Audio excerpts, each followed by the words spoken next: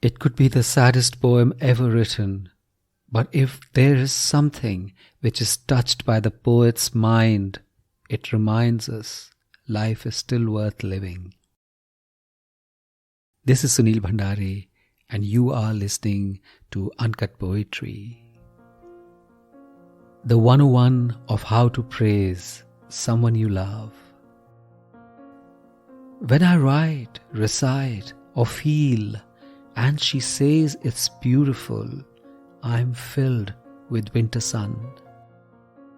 I reread what I had written. I again hear myself say what I had said. I feel the feeling of what I had felt before.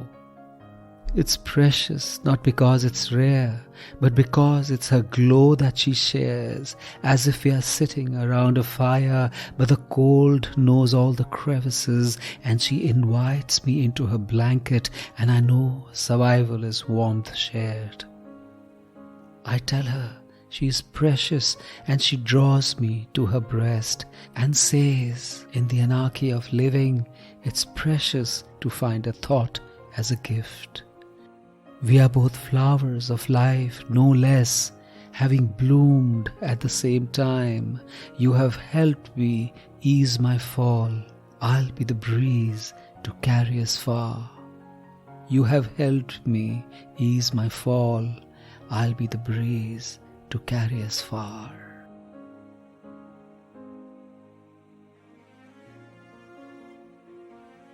To receive praise is a need, and how to praise is an art. We tend to be so focused on fulfilling our own desires that we forget that so many of these fulfillments happen because someone else went on a limb for us. Do we always acknowledge, or do we just move on unthinkingly? And the irony is that those who support us silently, who give the wind beneath our wings without being asked, are the ones who need acknowledgement the most. The strange thing about giving to someone you love is that you even give in the worst of times and without any gratitude in return, and often it empties you and you question yourself, but you carry on. You still find reservoirs from where you pour yourself out. And then acknowledgement comes, often as a look, often as a touch, often as a lump in the throat, and in no time you are full again.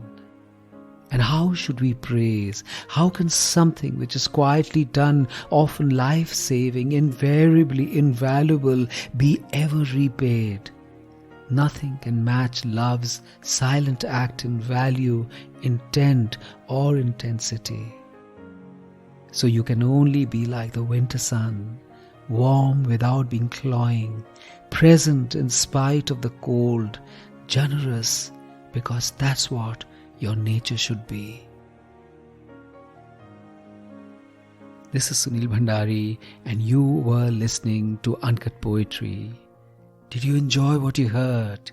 Leave a message in Apple Podcasts and follow Uncut Poetry on Spotify, Apple Podcasts, or anywhere you get your podcasts from.